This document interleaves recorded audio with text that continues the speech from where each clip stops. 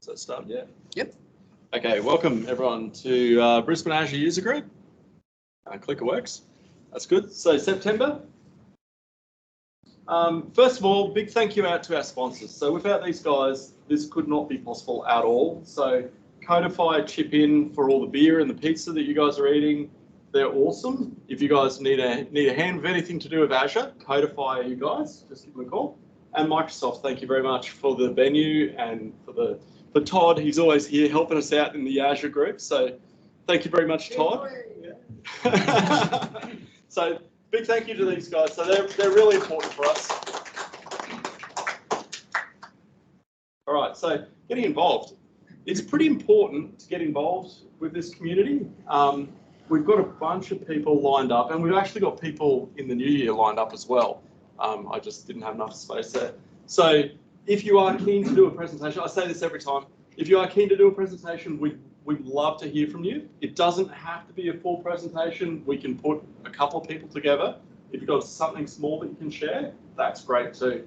So really important, get involved. Don't have to be afraid. There's not that many people watching. Yeah, we're going to publish it online, but don't worry about that. Just millions of people will see it. So not quite.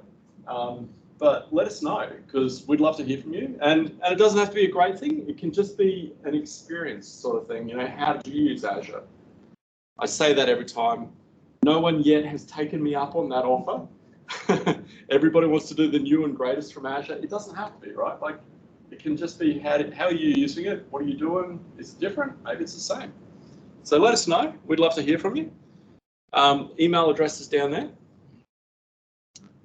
All right, so some job opportunities. I'm going to flick this over to Dan. Yep.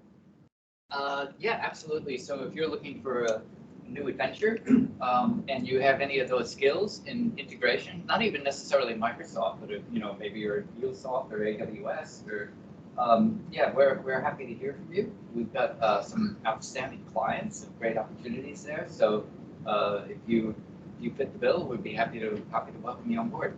You can scan that QR code. You can reach out to me or email that address there if you can remember it. Love to hear. Awesome. Thanks, Dan. Okay, so Dan's promised to put in a slide, but I think it's a bit further on that I'll just ad hoc and run with it. So a few things that caught my eye, and this is not everything that's happened in Azure, but this was pretty cool.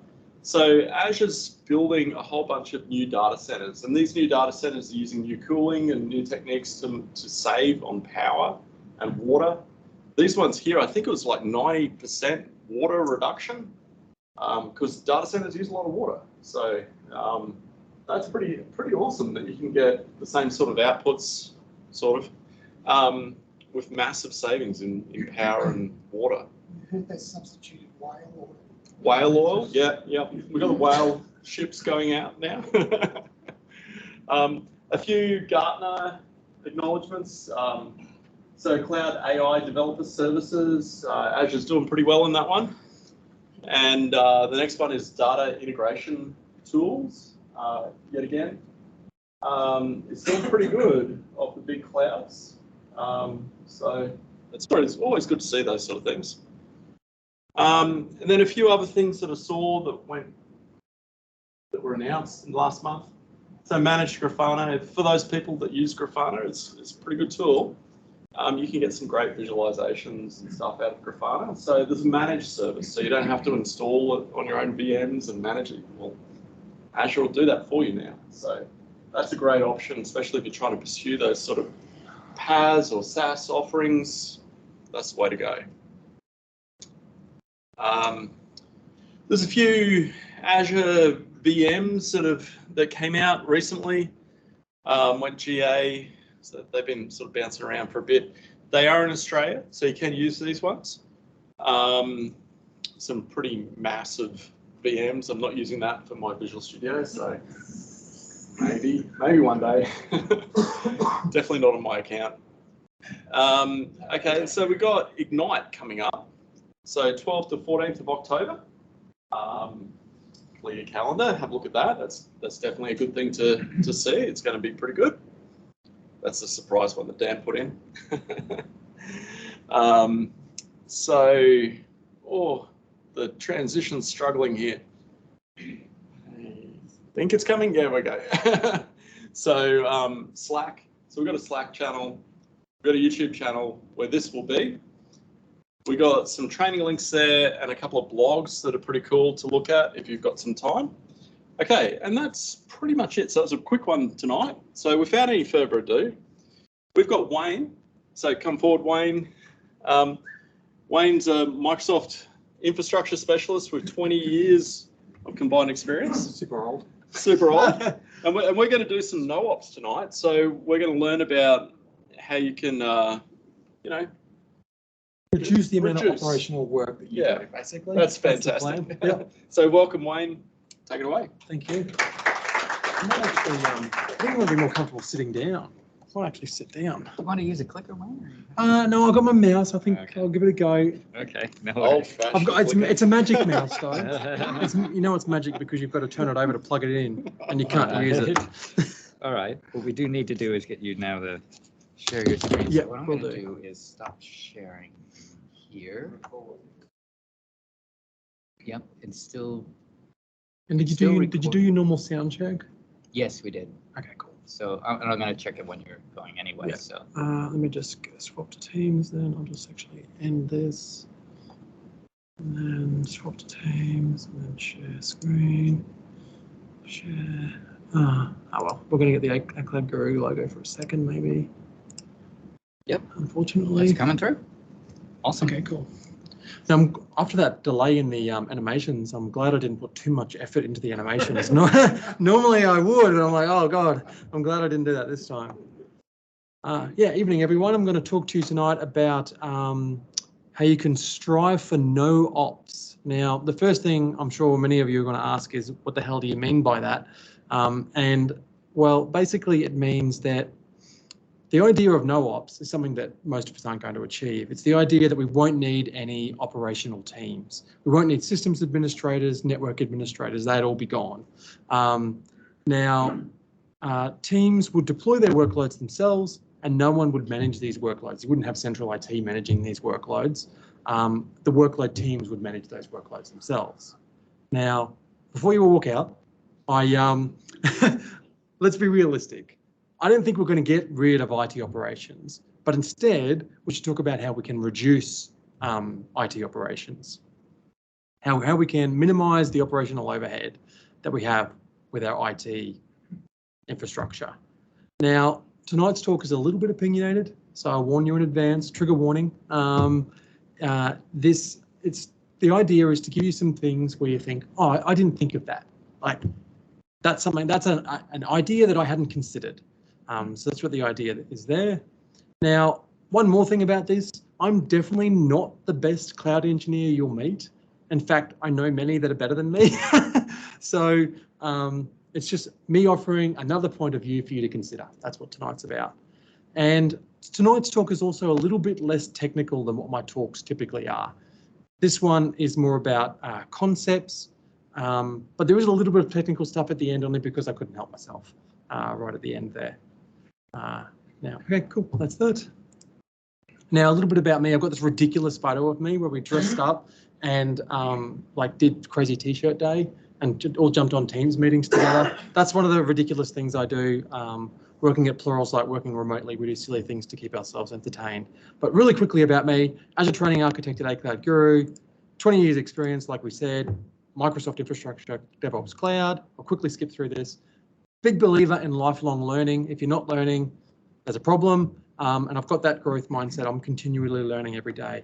I actually got the Microsoft bot protection actually got triggered because I read too many Microsoft documentation articles in 1 week. I was preparing to write a practice exam at Pluralsight and it's like, are you a robot? No, I'm not. I'm just trying to read the documentation. So always learning. Yeah, maybe, yeah. Yeah, and to prove that, I've achieved over 20 industry certifications, actually like 28 industry certifications throughout my career as well. And they cover things like System Center, Windows Server, Exchange Server, SQL Server, Azure. I'm also a Microsoft certified trainer just recently. Yeah, and you should also connect with me on LinkedIn if you haven't already. I share stuff from time to time that may be of interest to you, and I'm always really keen to see what other people are facing in Azure as well, because I like to learn from other people. Yeah, so that's enough about me. Now, I have to do 2 really quick things that I promised I'd do for Pluralsight, and that is that Pluralsight is also hiring, like every company, like every tech company in Australia. Pluralsight's actually based out of the US, but they have an Australian team, and they're looking for people, actually looking for these people that I'm showing here, but they're actually also looking for people who do exactly what I do across AWS, Azure, GCP, DevOps, Linux, you name it. They're looking for people who teach like I teach. So if you're interested in working for Pluralsight, you maybe not even considered ever being a trainer, but if you're interested in working for Pluralsight, get in touch with me. One more thing I have to tell you, only because it's free and it's a Pluralsight thing. Have you heard about, there it is, the transition. Have you heard about Cloud Happy? Has anyone heard about Cloud Happy? No, okay, so what Pluralsight is doing is they're giving away, Pluralsight and Cloud Guru are giving away their 5 most popular courses for free from now until the end of the year. That includes the entry-level certs for all 3 major clouds, Terraform, and Kubernetes certification. So they're completely free, all 5 of those courses. They're study groups and all that sort of stuff to help you pass. What I love about this, and this is the reason I joined Pluralsight, is it allows people to improve their lives through education and through tech. That's what I love about it. Anyways, enough about that. This is what we're going to cover tonight. So we're going to cover a brief history of the struggle between developers and operations. We're familiar with this, right? So we'll briefly cover that off. And then we will, when this clicks, I'm waiting for it to click. There we go. And then we'll explore some of the common approaches to delivering both agility and stability. Those 2 things that we really wish we could have. Can we keep things stable and still be agile? And we'll also explore some of the cloud adoption advantages. I'm sure we're familiar with these, but we'll cover them off as well. And we'll question what our objectives should be when we deploy something. So what are we aiming to achieve when we deploy something to Azure? We'll also cover an interesting take on technical debt. And I'm really looking forward to sharing this idea with everyone. And we will also, just quickly when it clicks, we'll also take a look at how you can handle some of your management at deployment time as well. We'll cover that off, including 2 main ways you can do this: Azure Auto Manage and landing zones, which I've been waiting to talk about landing zones and auto manage, so now's the time. So let's get stuck into it. Oh, and one more thing before I jump into the next part. If you've got a question, don't wait till the end. I love questions in context, or if you've got like a Wayne, that's a stupid thing moment halfway through, just call out, raise your hand, whatever, just speak up. I'll make sure I pause to allow people to ask questions if they want to. Moving right along. I'm just going to try and move the meeting window because it's like in my way. Okay, I think that's better there. All right. So let's take a quick look at the history of IT teams. So in the past, we had our operations teams and we had systems administrators, network administrators, and some people call them IT ops. You might have heard of the term IT ops. People have heard of this, yeah. Anyone consider themselves to be IT ops? System administrator, network administrator. Do we have any of those in the room? Okay, cool. Sorry if I've annoyed you. And their main job was to deliver reliability. So at a really high level, systems administrators and the operations teams, they were responsible for ensuring the reliability and the security of your infrastructure so that people can get their work done. They onboarded new applications, they onboarded new users, and they ensured they were managed appropriately. And then we had the cowboys. Then we had the developers. And at a really high level, developers were responsible for getting new features into the hands of customers and staff. And they had the responsibility, when it clicks, click for me, click, of delivering value. Now, these 2 teams developed some great distrust for each other, right? As you would imagine, these 2 things don't gel because change equals instability, but also change equals value. And it's clear that these competing objectives are going to cause conflict and distrust between these teams, like it's obvious. And there was no real incentive for developers to make something, keep something, like care about something once it's deployed. Once you've delivered that new feature, like who cares? That's IT operations problem. And from the ops side, there was no real incentive to add new features because, like, if it doesn't improve reliability or security, why would you? So they didn't get along, right? So the industry came up with these ideas of delivering both agility and stability. And delivering both those things at an acceptable level, but we needed to find a balance between delivering new features and delivering stability through reliable change processes. Now, two really common methods for doing this: DevOps. Anyone here consider themselves to be? Anyone here heard of DevOps? Who's heard of DevOps? Okay. We've got a few people who've heard of that term. Good. It's a buzzword. It's been a buzzword for a while. Anyone here consider themselves to be part of a DevOps team? Okay, all right, we've got some DevOps engineers in the room. Good, we've got some ninjas. That's what I want to see. Now, DevOps, I'm summarizing DevOps here, so let's not get into a debate about what DevOps is, but I'm going to summarize what DevOps is, okay? So it's about automation, collaboration, and observability. So getting the big picture and customer focus. So I've tried to narrow DevOps down to 4 dot points. Sorry for everyone for that definition, but that's what I've done. And I'm summarizing a lot here. Now, if you ask 10 different people what DevOps is, you'll get 10 different answers. Now, the other one was site reliability engineering from Google. Yes. Now, who here has heard of site reliability engineering? Awesome, good. And are there any SREs here tonight? Okay, if anyone put their hand up, come with me. We're going to talk about a job opportunity. No, I was kidding. Site reliability engineering. I'm going to define that as well, so please don't attack me over it, is about eliminating toil. So no one likes boring and repetitive tasks. Like, at some point, we all have a breaking point. Like, there's only so many times I'm going to change a backup tape before I'm going to like not change that backup tape anymore. And it also focused on, when it clicks, it also focused on release engineering, where making releases as easy as pushing a button, and also when it clicks for me, embracing risk. By understanding the requirements and aligning reliability to expectations. Now, this is one thing that I've been definitely guilty of, is making something much more reliable than what it needs to be, so no one calls me at midnight and says the thing broke, because I hate that. So aligning the reliability to expectations.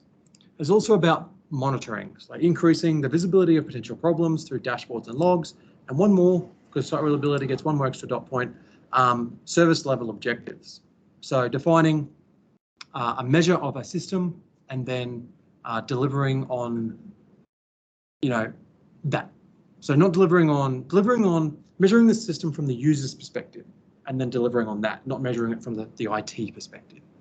Now, I know I'm simplifying here, but there are some generalizations about site reliability, engineering, and DevOps. Did anyone hear that Jeffrey Snover, legend, absolute legend, has joined the site reliability team at Google? Left Microsoft, joined the site reliability engineering team at Google. So that was shocked me because I worship Jeffrey Snover, but yeah, he obviously believes in that. Now, I just want to make sure I've covered everything here. Yep. So there is some overlap between these two things, right? Oh, I missed simplicity. So creating simple software with no surprises, that's also an SRE thing. It does exactly what it says it does on the box. I love simplicity. Even though the list is longer. What's that? Even though the list is longer. Yeah, that's right. Yeah. Simplicity. Yeah, that's right. Simplicity in the length of their lists. Now, I actually expected to get attacked over these dot points, but you have been very nice to me, so thank you for that.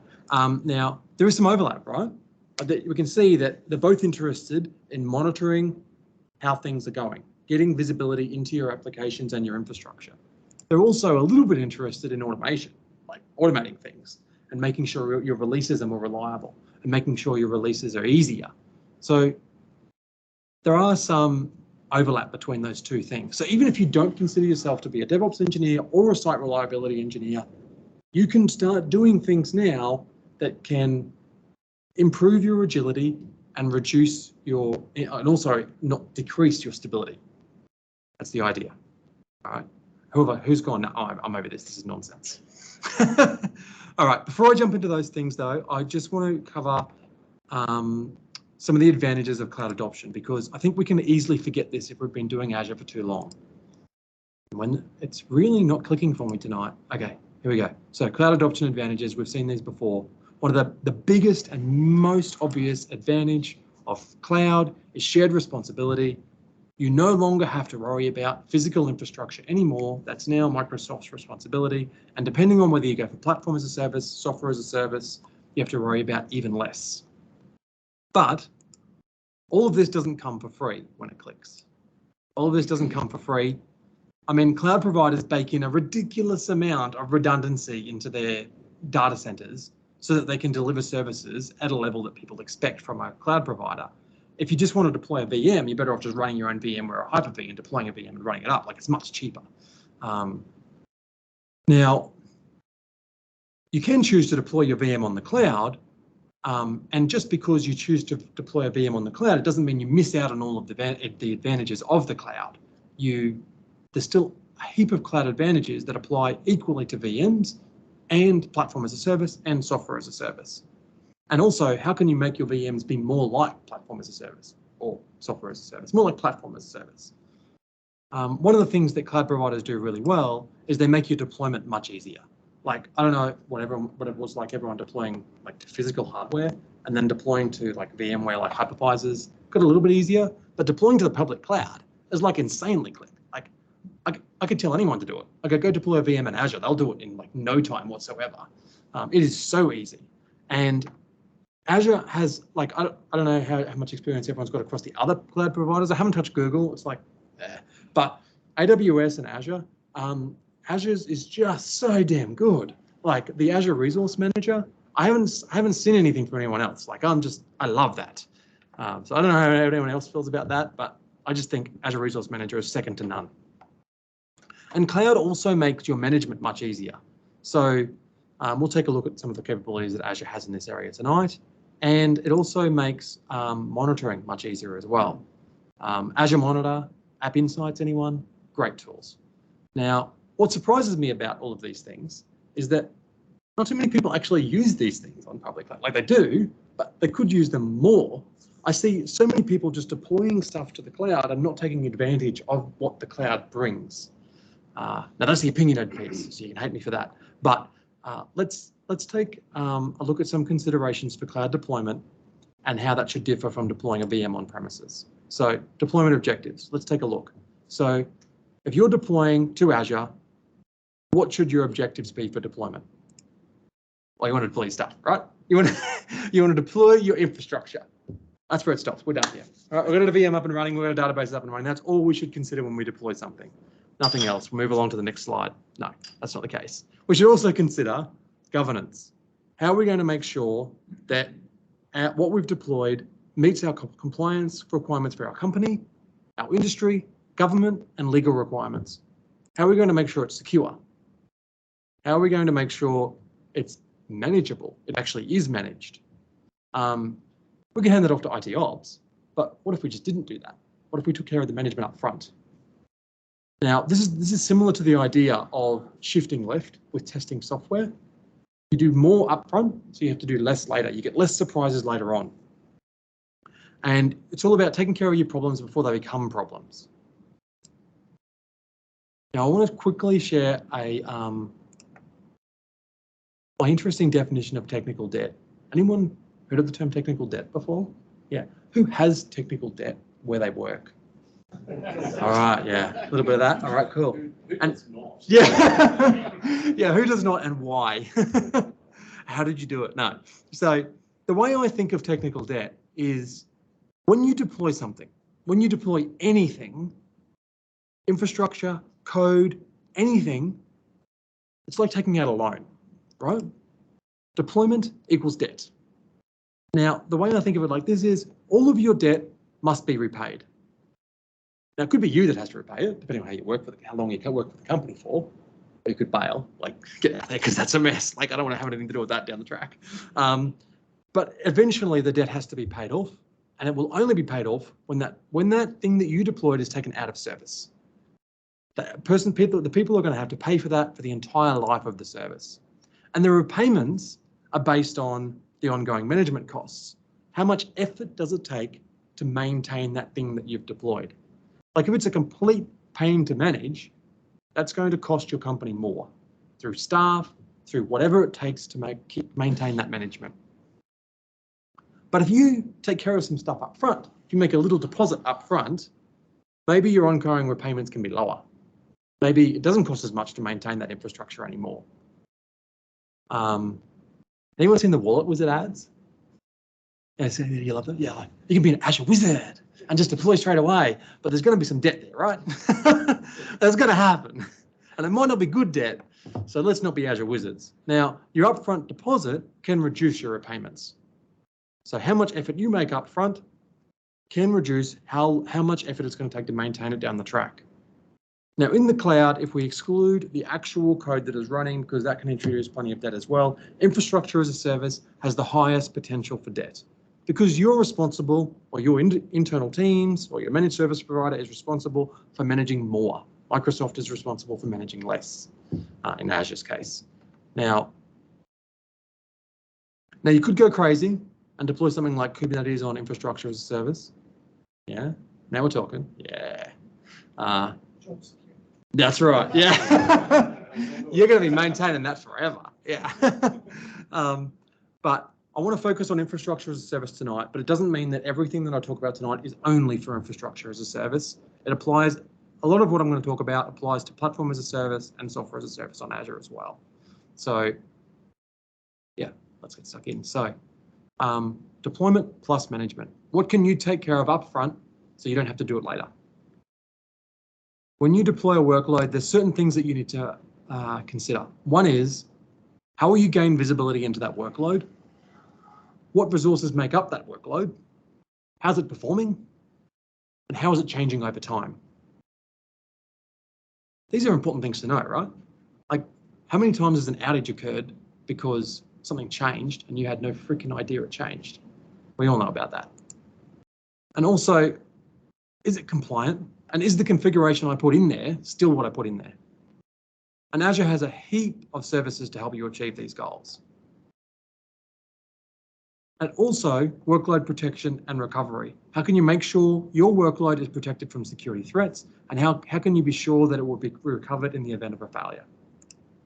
Skip ahead, here we go. So now when it comes to ongoing management, in my experience, a lot of time is wasted. I've been in IT operations for quite some time. A lot of time is wasted trying to get your hands on the information you need to solve an operational issue. When something breaks, you need to find out what happened and what did it happen to, and who is responsible for that thing. That's the next thing you will need to know. So if you take a look at responsibility, Azure has some great tools for working out who's responsible for something, and that's tags. Who here tags everything they deploy in Azure? Some hands? Tags everything they deploy in Azure. Yeah, we've got some legends in here. Yeah, I don't, because I stuff around most of the time. But in a production environment, tags are where it's at. Now, you could put the responsibility in an IT service management tool. Anyone familiar with IT service management tools? Oh, yeah, they're legendary. You could put all that in a CMDB, like a content management database, or you could put it right on the thing, like right on the thing that you deployed, and that's where tags are great. Now, Microsoft suggests including things like who owns it, which team operates it, who asked for it. Like, these are great things to include on a resource, because often you'd be like, why is this thing even here and who asked for it? I don't know if everyone else's environments are as messy as that, but that tends to happen to me a bit, or it has in the past. And importantly, you can enforce these tags. So you can make people put tags on things and put something in them. That'd be good. Now, but one thing you might not be aware of is you can actually tag DNS resources. You can't tag them in the same way you tag your Azure resources, but you can include metadata on your DNS resources. And what's good about this is often you need to find out from the start where, like, who's responsible for the DNS record, what service is sitting behind that. So you can work out, based on the DNS record and everything that sits behind it, what makes up this workload. Unfortunately, they're not exactly the same as tags, that metadata on the DNS records, but you can still use it for gathering information. And one important thing on the tags is that you can assign individual owners, like you could say Wayne Hoggett is responsible for this resource. You might find it's better to actually include a team though, but if you do include an individual person, you might want to make sure that data gets updated when that person leaves the company. Now, I just want to show you a couple of things in the Azure portal around tags, just quickly. Run this thing here. How do I get my mouse across here? Whoa, there is some serious latency there. Why is that? That is insane. Look at that. It's like I'm looking at the other end of that. Yes. Yeah. Anyways, we'll try and I don't think I can work. This is going to struggle. Tags. Anyway, tags. Yeah, look at that. I can't even click on tags. Yeah.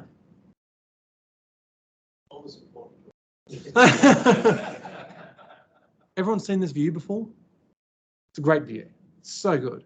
And across multiple subscriptions as well, like all of your tags, like everything that's responsible for DNS, everything that's responsible for monitoring, all in one place. And I'll also show you if I can. Sorry about the latency on this thing.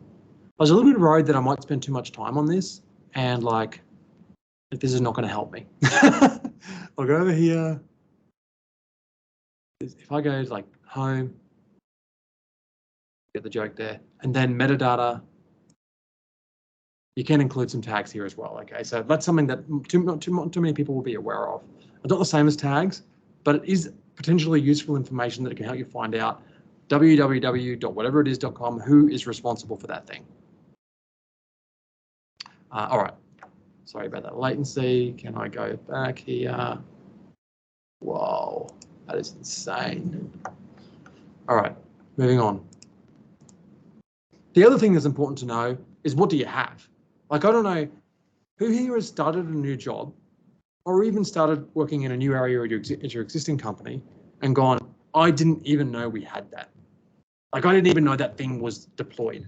I didn't even know that app service environment had been running for 12 months during COVID when no one was using it. Anyone had that happen to them? App service environment's expensive, right? Yeah. It's a good idea to know what you have.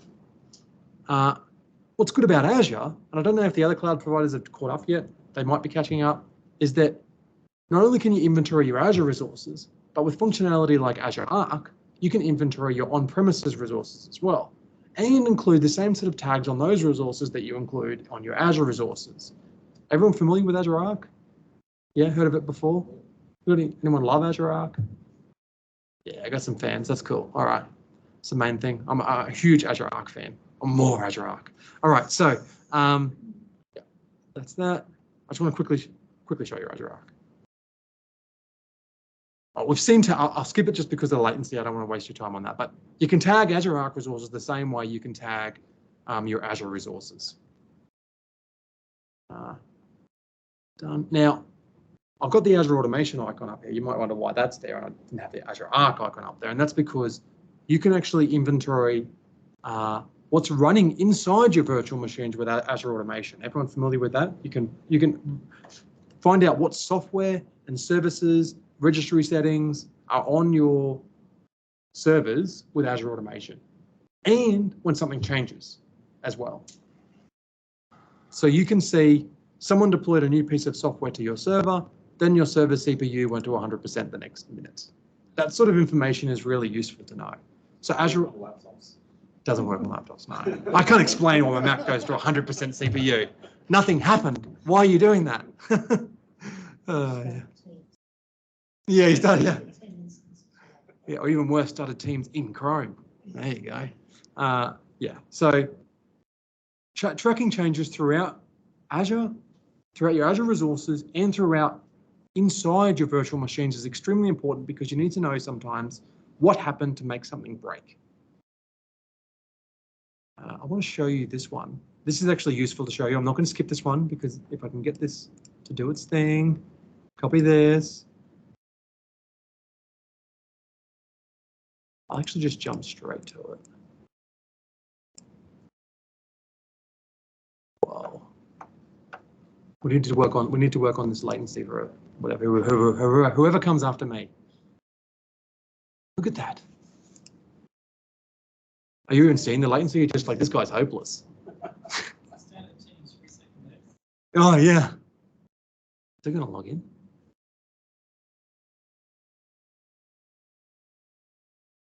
So they have this, if I go into table here, so I'm in the Azure Resource Graph Explorer here, and then they have these, I've got a lot more tables here than I expected, but the one I care about is resource changes. Now, Microsoft recently allowed you to do this across tenants as well in Azure Monitor, but you can track changes to your resources using that table. This is just collected for you. You don't have to turn this. You don't have to turn this on or anything. So if I go down here, I'll just grab a KQL query because I am writing KQL in front of anyone. That's going to be a disaster. I love KQL, but yeah, I'll paste that in. Let's run query. So you can see I'm just querying that table, and I've just got grabbing a couple of properties there. Taking a long time to execute. This is normal, right? This will tell me what's changed. What in Azure was updated, what in Azure was created.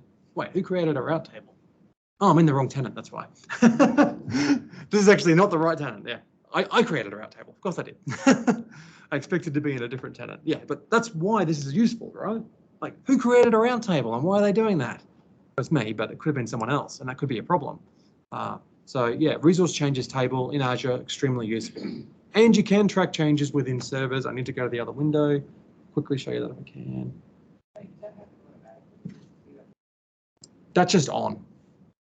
Yeah, as far as I know, like, yeah, it's on all the time. There's I'll drop a link in the meetup page for how to read up about that tracking changes thing, because that Microsoft has enhanced it recently to do cross-tenant, cross-subscription, cross-tenant stuff as well, which I'm not familiar with yet, but I know it's there.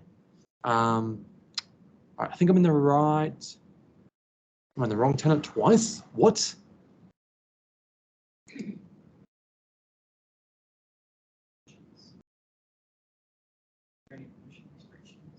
With. I actually don't know what permission restrictions there are on that. Yeah. I don't know what. Yeah, I don't know what RBAC permissions you need to read that. In fact, there definitely should be some there because it is scary. Yeah. Now I'm in the wrong tenant, which is really unfortunate here. I'm gonna have to bring this over. Can I even? Oh my God, get over here. Sorry, I know I'm very whingy. I will just.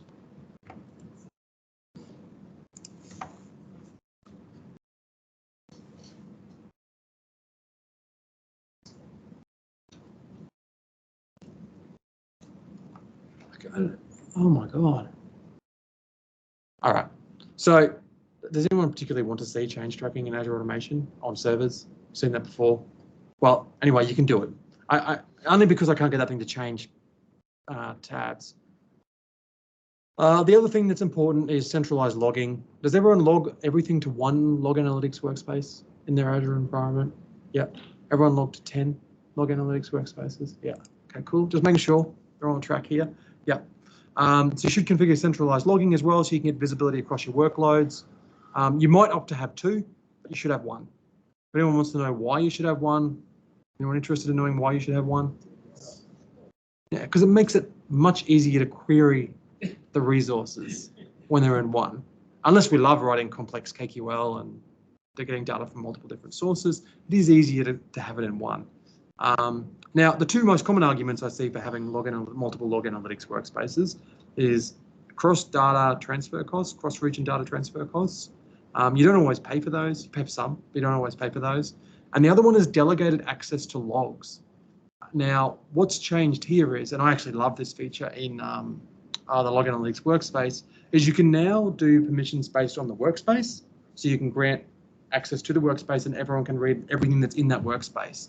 Or you can use resource-based permissions, which allows anyone with reader access to a resource to read the logs for that resource. It's called resource-based logs. And the reason that is useful is because when you delegate a workload out, you delegate a subscription out to someone, and you say, devs who are doing that new fantastic product for the company, you can have this subscription. That's yours. You make the most of that, but you still feed all their logs back to one workspace. And then when they read that workspace, they can see their logs, just their logs, but they're all in one workspace. Now, I wanted to show that as well, but that's not working, so I'm going to skip past it. But that's configurable. On a workspace, you can flick it between workspace permissions or workspace permissions plus resource-based permissions, which is extremely useful when you want to give workload teams access to their logs. And that also includes Azure Arc servers. So if you have servers in Azure Arc, your on-prem servers, you brought them all into Azure Arc and you're collecting logs from those into Log Analytics Workspace, you can do resource-based permissions on those logs. So your individual teams, you might have a team that runs, what's something that people run internally? Some sort of software application internally, and you got a team that looks after that. You can give them access to their logs in the Log Analytics Workspace, and just their logs. So you also need to monitor the performance of your workloads as well. Anyone familiar with Insights, VM Insights, anything else Insights in Azure Monitor? These are like flick a switch and it's on. You just get monitoring. It's pretty hard to beat. Like you can probably configure your own, but tick a box and you're monitoring the performance for your workload. Microsoft does have a link here. I just want to give this one to everyone because this is useful. So if you do decide to turn on VM Insights and just flip the switch and bring on that monitoring, brutal.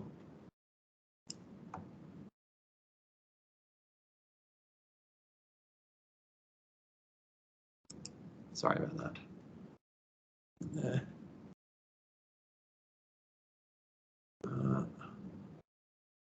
Just want to scroll down here because this particular article, and I'll drop these links in the meetup page as well when I can get this to scroll. Sorry about that lag. So scroll down a bit here. They give you the KQL that you need to create alerts based on really common things that happen with virtual machines, like has the virtual machine got offline? Is it using too much CPU? Is it using too much memory?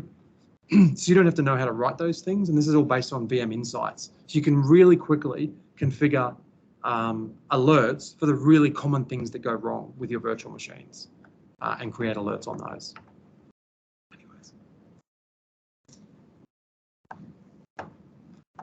Now, everyone's familiar with the fact that Azure Monitor is moving away, like Azure is moving away from the Log Analytics Workspace to Azure Monitor. They're changing, they're moving across. So there's like an end of life date, I think, for Log Analytics Workspace Agent or Log Analytics Agent on virtual machines. It's being phased out. But the good news is the Azure Monitor Agent is much better. So if you get the chance, if it's supported when it comes out of preview and certain features it's in preview, but when you get the chance, you should move across from the Log Analytics Agent to the Azure Monitor Agent. It supports things like data collection rules. It's just better in so many ways. Now, that was that. Skip past a little bit only because of that delay there. Go past that. And also compliance. So one thing that I've always said to IT operations engineers when they've joined my team is I've always said to them that you should always simplify, standardize, and automate. These are like your 3 goals. Simplify things, like take out all of the just complex rubbish. Standardize, like give your servers common names, deploy your applications in a similar way. And then once you've done that, you can automate it. Because most of the time spent automating is dealing with the differences in things. Is that yellow dot? What does that yellow dot mean? That just means it's recording. Is it now yellow, not red? I don't know. Red. Yeah. Is it? Okay, it's not much color. It could be colorblind mode or something. I don't know. Anyway, it does look yellow. Yeah. Anyways, so yeah, standardize. And once you've standardized your infrastructure, automation is much easier. Now, the way you do this on Azure is through deploying consistent environments and consistent resources. And this is done with management groups and subscriptions. Now, Microsoft suggests, and I want to hear what everyone thinks about this, is that you use management groups to apply policy, subscriptions to apply RBAC resources, RBAC permissions, RBAC roles, and resource groups to manage a resource lifecycle. What do we think about that? Does that sound reasonable? Yeah. Now, you could deviate from that methodology a little bit, but like you might need to in some places. I'm just thinking the subscription one can go up to management group, but anyway. Yeah, some of the Yeah. RBAC. Go to management group. Definitely good. Yeah, definitely good. Now, I'll tell you why you might want to not do that in some state cases.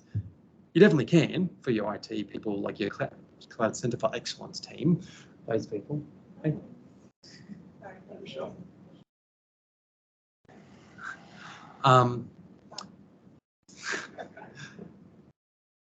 Yeah. Yeah, one reason you might want to not grant RBAC at the management group permissions, the management group level is where you've applied policy at that level and you don't want to take that policy off. But other than that, you can grant policy out. You can grant it at the management Push level. the policy up to a higher management group. So management group under management group. Oh yes, and they push it across. Yeah. Yeah. But management group is good for teams. Like if you have a team, management group is the right spot. Subscriptions, you can do dev, test, prod, and that way you get to manage, your team RBAC up to that management group. Yep. And your execution through the subscriptions, through the different environments, and then absolutely what you said, resource groups for your resource lifecycles. Yeah, that's the right way. Now, configuration consistency is another important thing. So, how can you make sure your resources are the configuration of your resources is consistent? Who's heard of Azure Automation State Configuration? Azure Automation Desired State Configuration. Listen. Okay, good. It's like one of the most underutilized things ever, but it's so good for like saving time. Like it's insanely good at saving time. With Azure Automation State Configuration or Desired State Configuration, when something inside a virtual machine drifts from the desired state, this brings it back in without you doing anything. So if you've declared that a domain controller should have X number of services running, these services running, it should be configured in a particular way. If someone gets in there and tinkers with it, or it just breaks because of an update rolling out or something like that, state configuration will bring it back to that state. So that's where it's valuable. And that reduces operational overhead. How's that different? Yeah. It's not.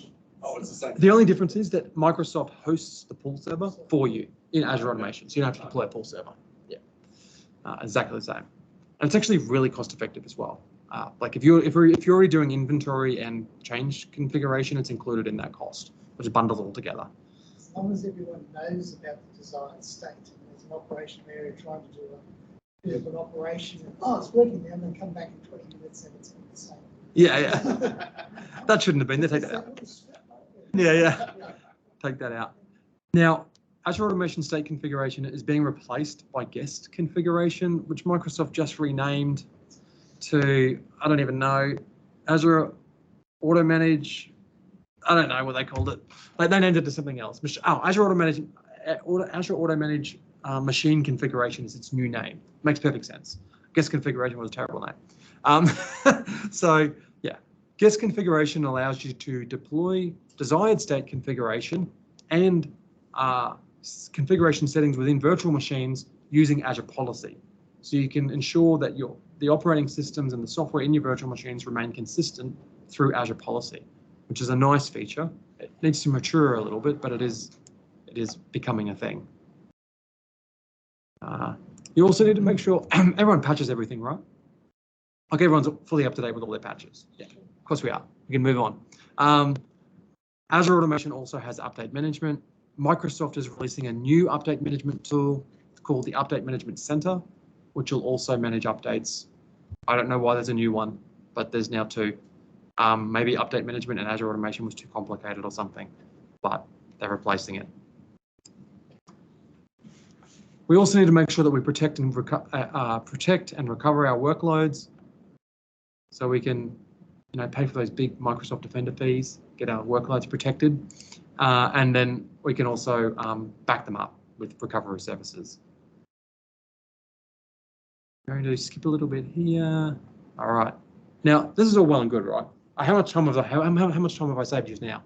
Heaps of time, right? Like you've got no operational teams anymore. Based on what I've said so far, everyone's just sacked all the system administrators. Not a chance, right? No. So that's not going to save you any time, but here's something that might. Anyone heard of Azure Auto Manage? Can I get a couple of Auto Manage? Have heard of this before? Yeah.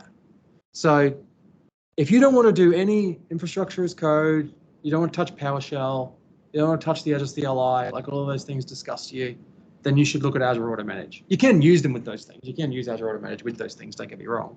But Azure Auto Manage takes care of your backups, your boot diagnostics, security, update management, monitoring, change tracking, and inventory with the tick of a box. It does all these things for you. That's a pretty long list, right?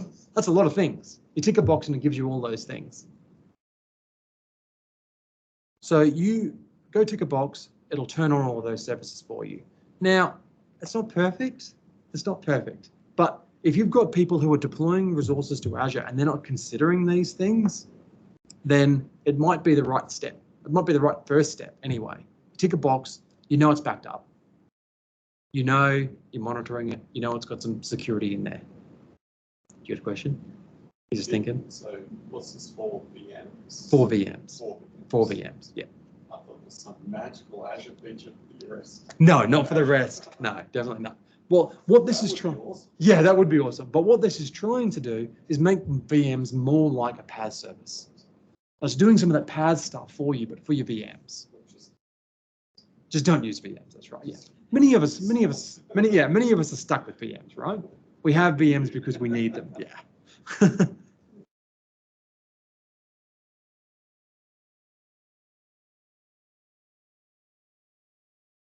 AWS, the only half that I know. There's a lot of Which is like. terrible. There's a lot of reasons why people use VMs. I had to migrate some accounting software. And I said to the vendor, we're gonna migrate across to platform as a service, and they went, we're just not going to talk to you if you do. Like if you use Azure managed instances or use Azure SQL, we're just not going to give you support. Like you can get bugged. And they had some what's the things called in SQL where you do something automatically? God, I'm not a DBA. Red Gats about to us, Oh, yeah. Management agents. It's like the SPs, what do they call those? Sorry. Yes, they had stored procedures in their product that wouldn't run. Like the second thing on the blacklist. First it's VMs, then it's stored. I think we're going to go for a trifecta here. What is the third one? Wait for it. Yeah, but people have to deal with these things, and that's how they end up with VMs. But do you want those VMs to be more like a PaaS service? This is where Auto Manage comes in.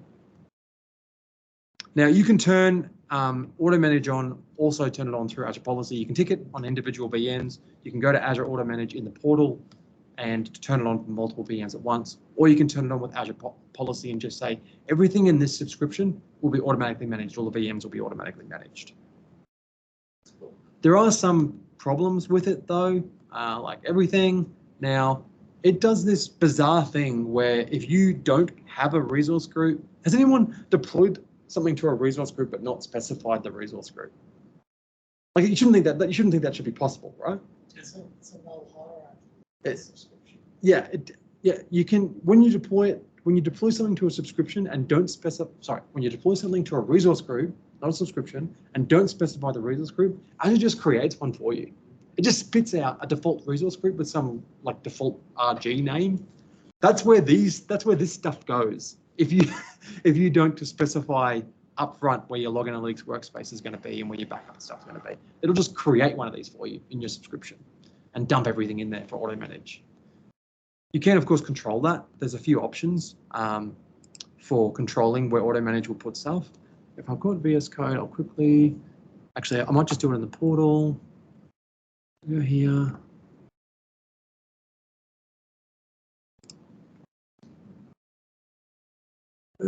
Geez, this is rough.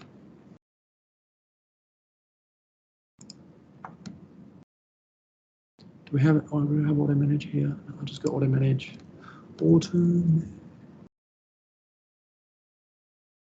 Azure Machine Best Practices. There you go. Audit configuration profiles. So you can create your own profile here. Create. So you get like dev tests and production. Microsoft gives you 2 out of the box. And the production, well, the only really difference between these two is production has backups turned on. Dev test doesn't. That's really the only difference between those two things. But you can create your own. So if you want to specify like different settings for how your virtual machines will be managed, you can specify how they'll be managed and change a range of different things. There's not a lot here, but there are some things like specifying which log analytics workspace you'll use. If I scroll, sorry, scrolling is really rough. It's actually not letting me specify the login leaves workspace there, but you can do it in code. So if you do it using infrastructure as code, that'll probably scare off the people who are interested in auto manage. But anyway, it's like, yeah, you can do auto manage, tick a box, but you're gonna have to write code. All right, I'm out. So we're going back here. What's that? Yeah, you can. Yeah, there's no turning that off or changing it. Oh, where's my mouse gone? Sorry, the mouse. There we go. All right. But what we really should be doing is deploying landing zones. Who here deployed a landing zone before they deployed the resources to Azure? Yeah, I thought about it. Like I did it once. I half-assed it once. Landing zones are really what we should be doing. Auto manage will get you out of trouble, but landing zones is really where it's at. Now, I'm just going to skip past here because I've already spoken about that. Now, why did that? What's that? Yeah, I have too. Yeah. So landing zones, it's brought up everything here. I didn't expect it to do that, but that's fine. So landing zones support your security management and governance of your Azure resources. Now, landing zones are designed to deploy your foundational Azure resources, things like your identity, your networking, your monitoring, and more for you. How quickly do you reckon I can deploy a landing zone? Taking care of all this stuff. Yeah, pretty quick. Now, what's changed about landing zones, and this has changed fairly recently, and when I last implemented a landing zone, there was like two types. There was like start small and expand, and then there was the enterprise scale one. And I looked at the enterprise scale one and I went, oh my God, I can't even deal with that, like so much stuff. So the start small and expand is gone, and they only have the enterprise scale one now, but they've changed it to a modular architecture. So you can sort of pick and choose out of this landing zone implementation that Microsoft has what you want to deploy. And they have two types of landing zones. They have platform landing zones, and this handles things like your networking and your management and your monitoring and your identity. And then they have your application landing zones, and this is where you put your workloads. So this is where you might put your web apps. This is where you might put your internal corporate infrastructure, like your internal IT infrastructure. You put those in an application landing zone. Landing zones can be implemented with blueprints. Yeah, same sort of thing. You can actually, but Microsoft has made the tooling a lot better in recent years. So if you're a Terraform person or a Bicep person, or you like clicking, there's options. I actually want to quickly show you this. And you can use them together though. Point one ahead of the other. Or? Yeah. What do you mean? Platform landing zone first and then application. Yeah, and you can. Yeah, that's right. You can deploy your platform landing zone first, or you could do your other one first. Actually, no, you need to do your platform first, and then do a workload one. But you can choose to deploy a platform one and then deploy just like a public-facing application working landing zone, and not deploy the internal IT one. Or you could deploy just the internal IT one. Or in the platform landing zone, and I've got a diagram here that will go through this, but the animation is going to be hilarious. In the platform landing zones, you have that networking, you have that management, you have that identity. You can choose not to deploy that stuff. So if you've got no requirement to connect on premises anymore, like you don't have VPN, you don't have ExpressRoute, you're just doing online services. With the new landing zones that Microsoft has introduced, you can skip that. Whereas previously it was very much baked in. It was much harder to skip that part. Now, one of the big things I get asked about, because this isn't a problem for us because we've all deployed landing zones before we deployed to Azure, but if you haven't deployed a landing zone before you deploy to Azure, there is ways to transition. Microsoft has guides for this. They have, I'll show you some couple of quick links here. Everyone wants to know this, right? Because everyone wants to transition to a landing zone after hearing that. Let's go quickly, sorry about the delay. So if we go to Cloud Adoption Framework, everyone heard of the Cloud Adoption Framework? Yeah, it's actually a really great resource. It's like great if you like run a bath, start reading that, you'll be out in no time. No, I'm kidding. It actually is a really good resource. It's just very wordy. But Microsoft has guidance here on how to transition existing environments to an Azure landing zone. So if you want to bring your resources into that best practice compliance state that a landing zone provides, Microsoft has some guidance here. And they also have, I want to quickly show you this one as well. Everyone familiar with Microsoft assessments? Heard of that before? I'll just go there quickly. So you can actually go to you can do an Azure Landing Zone review, and you go here and you answer a quiz. It's like you're on a let's not say for now. Yeah, it'll ask you everything. It'll tell you, it'll tell you like, which dog breed matches you. But the you go in here and you select what's of interest to you, like security is a real concern for me, or management's a concern, and then you answer questions, and it tells you what you need to do in your environment to get to a landing zone, like what areas of interest to you, and actually it links you directly to the documentation that tells you how to do it as well. But this actually isn't the best part about what they've changed in landing zones. I want to show you one more thing. Where is it? I'll just type it in. If I can type over here, let's see, this will be interesting. aka.ms/ALZ. Everyone's favorite new URL. Is you can learn all about it, but yeah, I told you everything already. No, I'll tell you more in a second, but I want to show you something. Modular, yes. Platform versus application, we know about that. I scroll down here though, this is my favorite part. Landing Zone Accelerator. All right, let's deploy it. Why not? Simple. Let's go. Oh, I'm in my landing zone one now. We're good to go.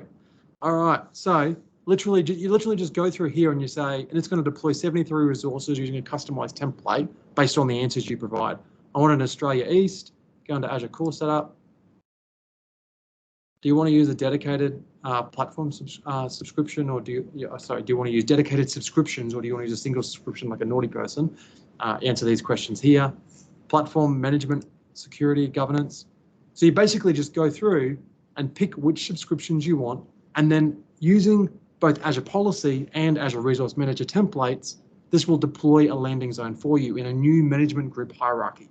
And you can pick and choose. So if you're like, yeah, I want some management, I want some governance, yeah, throw in some DevOps and automation, love me a CI/CD pipeline, throw that in there as well, using GitHub. Oh, I need virtual WAN because I'm global, throw that in. Yeah, let's add that to my shopping cart, and then fill it out, choose which subscription you want. Well, I don't want it in Corp, but I do have a networking subscription down here somewhere. Where is it? Connectivity. I gave it a much more fancy name. There we go. And then you can choose what you want. You know, you might want hub and spoke. You might want a third-party firewall, pick that as well. Identity. Yeah, we're going to deploy some domain controllers. We all love those. So we're going to throw that in our identity subscription. You need a few subscriptions before you get started, before you can do this. All right. And then some additional configuration around your, oh, there's a big bill. Enable DDoS protection standard. Yeah, that's a good one. Be careful. And then review and create, and that'll deploy a landing zone for you. Now, it takes a little while. You saw the size of that ARM template, how many resources it was going to deploy. But that will deploy a new management group hierarchy and deploy the base resources that you need to monitor your workloads. It'll also deploy some policies to give you backup capabilities, give you networking if you want it, VPN gateway if you want it, you name it. It's got a lot of stuff in there, right? And this is done without writing a single line of code. Anyone seen this tool before? It's pretty neat, right? Yeah, it's all right. You just put a few third party down there. Oh, sorry about that. Yeah. So there is one more though. aka.ms /ALZ. Try bicep. Now we're talking my language. Did I get it right? Is it ALZ bicep, or has it got a /? That's got a /. So this is how you do it with bicep. And they have, this is an awesome guide, and we're running a little bit short of time, I think we are, but I wanted to show you more of this. Might come back for another talk on this one. But this gives you the same thing, but all using bicep templates. So you don't have to click through.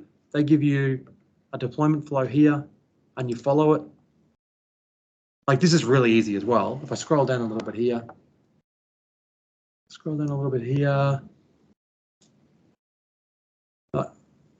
like step 1, deploy your management groups. Step 2, deploy your custom policy definitions, role definitions, logging in Sentinel.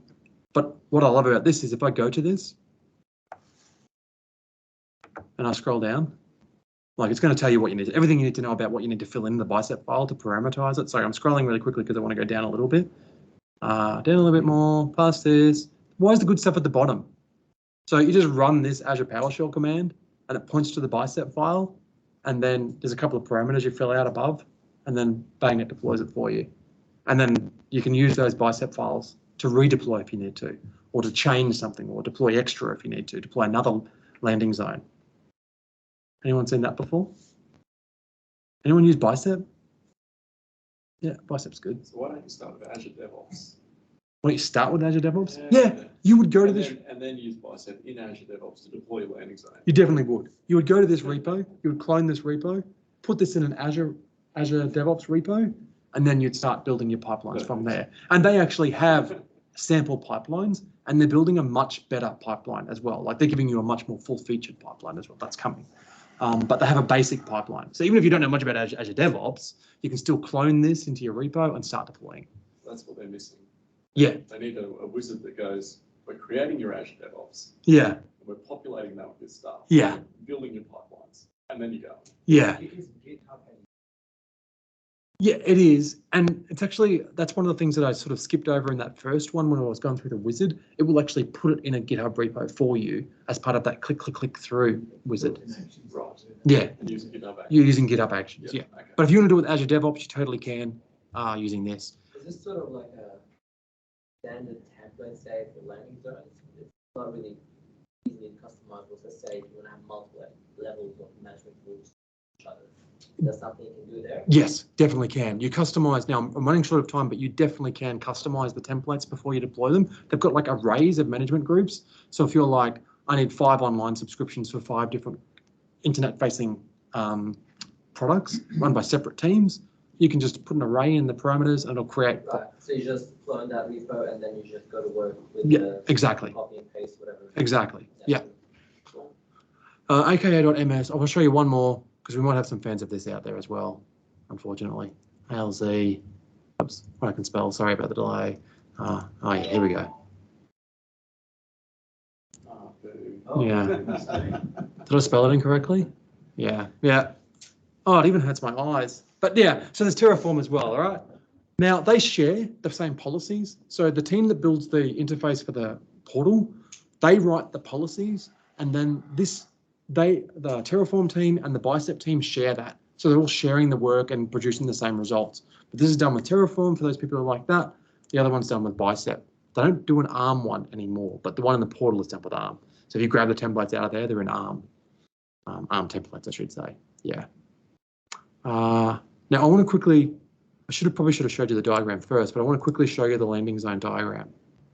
Did that navigate across? No, what's it doing? I'm on the wrong. Give me a second. There we go. Okay. So that's what you get. Like, it's super simple, right? Everyone wants this. Everyone wants this. No, I'm actually kidding. So I just want to try and skip ahead. Sorry about the animation there. Whoa, that's like not working very well. I don't know what it's doing. So before you, whoa, what is it doing? Before you deploy a landing zone, you do need to consider some things. And that is like, how you're going to pay for your bills, your identities, like in your tenant, you need some subscriptions. So what sort of subscriptions are you going to have? You need to have that stuff sorted before you do any landing zone stuff.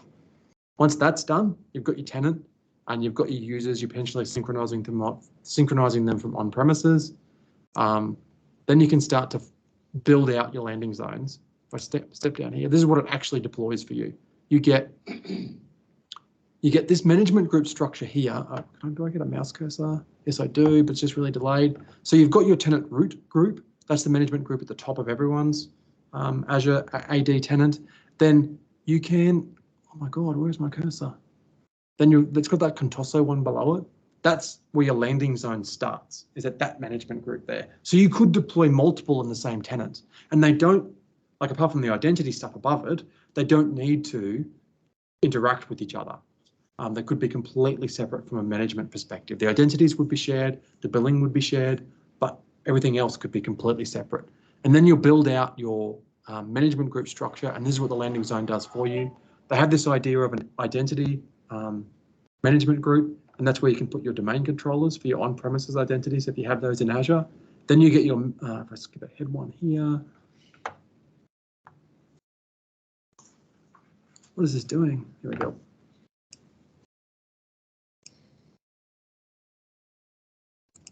It'll also do custom roles for you as well. The landing zones do that. But then you get your management subscription when it animates. There we go. And this is where it turns on those things that we looked at tonight: change tracking, inventory management, update management, and it deploys Azure policies for you that turn those things on in the other subscriptions. So it just automatically configures those things for you.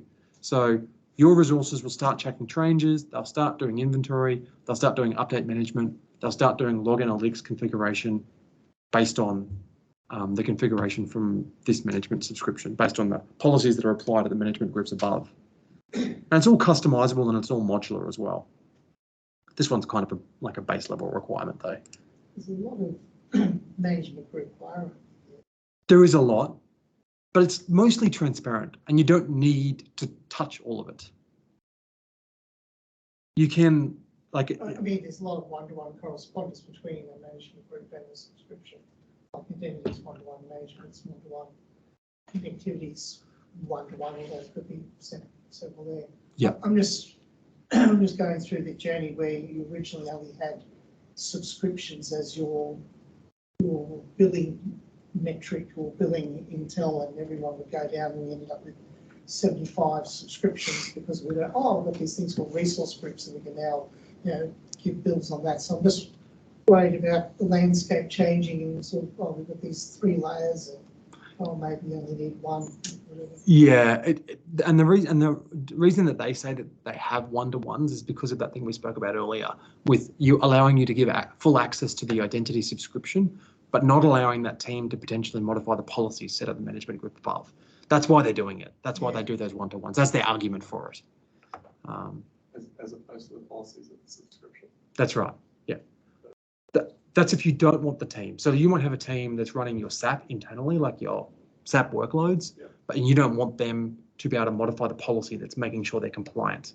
But you do want them to be able to deploy the workloads, manage the workloads, that sort of thing, but not break rules. So you want the policy oversight to be able to be applied at that management group level. That's right. And then give them full subscription access. That's right. They can do everything within the rules that you've created. Yeah. Yeah. And that's the argument that they use for that. And then you get this. It shows here. You get this connectivity subscription that we saw that in the wizard, where you can deploy, connect back to on-prem, deploy Azure Virtual WAN, all that sort of stuff if you want to. And then you get your landing zone subscriptions as well. And you can see here, this is one that actually confuses people a little bit. Sorry about this mouse cursor, but you see this corp subscription and this online subscription. The corp, and these names can be changed, but corp is your internal IT. Like if you've got internal IT systems, that goes in that management group. And then if you've got online facing services, that goes in that management group. And then you can use connectivity between them if you need to. You can peer your virtual networks back to the hub to get connectivity, but you can control it. You probably wouldn't peer that, to be honest, because you wouldn't want your online talking to your core, but that's the idea there. And those names are customizable as well. One other thing that I like, and I've seen this a lot, is they give you a sandbox management group, and you can create sandbox subscriptions. And these sandbox subscriptions don't have the policies applied to them. So sometimes you need people who just want to play. This is where you can let them play, and they still be inside the hierarchy as well. And you keep an eye on that stuff. Yeah, that's all the production stuff. Yeah, I thought you were just going to spend the 64 core VMs. Yeah. Just want to make sure I've covered everything I wanted to cover with that. I actually wanted to show you more of that, but I've run a little bit longer than I wanted to. So I'll skip over that. Actually, you say don't want policies applied. In fact, in the sandbox, that's where you want quite a few policies applied. So you don't want the 64, 32 core machines. You don't want geo-replication. You don't want those things. So that's perhaps even another one. Yeah, and I guess what I'm really considering, I'll just wrap up, but what I'm really considering here is, what I want people to consider is shifting away from being the people who keep things running to being the people who make sure things are done right. You know what I mean? Keep setting up the rules of the playground, basically, and then saying to people, you can go at it now. You're not going to make the company bankrupt with a data breach. We've got enough controls in place to keep this thing going on. That's a good way to frame it. Yeah, And see, it's all about that policy governance. That's right. You can achieve so much. so you spend a lot more time creating rules, and you become, and then it changes the way the company thinks of you as well, because like, I don't know about everyone else, but I'm going to pay the company, the power company, like the people who provide my electricity at my house, I'm going to pay them as little as possible, because all they do is keep the lights on. If someone's going to offer it for cheaper, I'm going to use that company instead. And if I have an IT operation engineer who's just keeping the lights on, I'm going to pay them the minimum. And I'm going to, if they don't, and if they don't want to do it anymore, I'm going to pay someone else less. This is a mindset. Like, this is a business leader mindset. All you do is keep the lights on.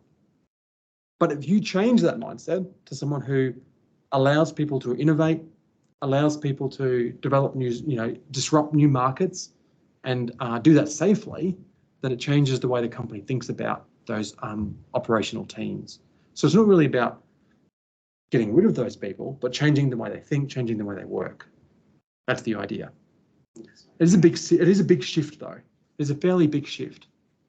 Going facetious now, it's just changed where you have cybersecurity people once are saying no to the firewalls and opening things up. Now you have the operations team saying the policies. We now say you can't have your VM talking willy-nilly to Dropbox and write an SFTP service and so on. So, Yeah, you're 100% right. Okay, if those policies are set at a global level and you're all in the same boat, where you've all made the organisational agreement that no special teams doing the special thing, and then if you do have that situation where we need that to run the business, well, maybe it's not a great policy. Yeah. Like, one thing you might want, like one policy you might want is not allowing public IPs on domain controllers. We can probably all agree on that, right? That's one thing we can set. If people are not going to have the domain controllers accessible from the internet. But there might be other things that are open to debate. Yeah, and they should be debated. But if you need to test something out, like you want to try out a new service, or you want to like try and do something groundbreaking, that's what those sandbox subscriptions are for, where you have looser policies. Like, I should have said no policy. I should have said looser policies, because you don't want them deploying those massive VMs and massive databases and stuff. But is the China region open up for deployment as well? In the sandbox, your production in your sandbox. Just to save time. It's actually funny, but there's like separate scripts in that bicep for China. Like, yeah, it's like regular rest of the world in China. Yeah, if you're deploying to China, there's separate ones. Yeah. Anyways, that's all I had to talk about tonight. I know it wasn't super technical or anything, but that's all I had to cover. So thank you. Thanks, Wayne. That was an awesome presentation. Really apologies for the lag that's happening. Yeah, I don't know what Maybe that we need is. to find a better system for figuring out how to manage this. I'll come back and do a technical talk once we've got dealt with that lag. Yeah, we'll figure out something. But Yeah. Anyway, everybody who comes to this group knows that we always appreciate our presenters and the times that it takes for them to do to volunteer your efforts. So on behalf of the Thank you. groups, Appreciate it. Thank you very much.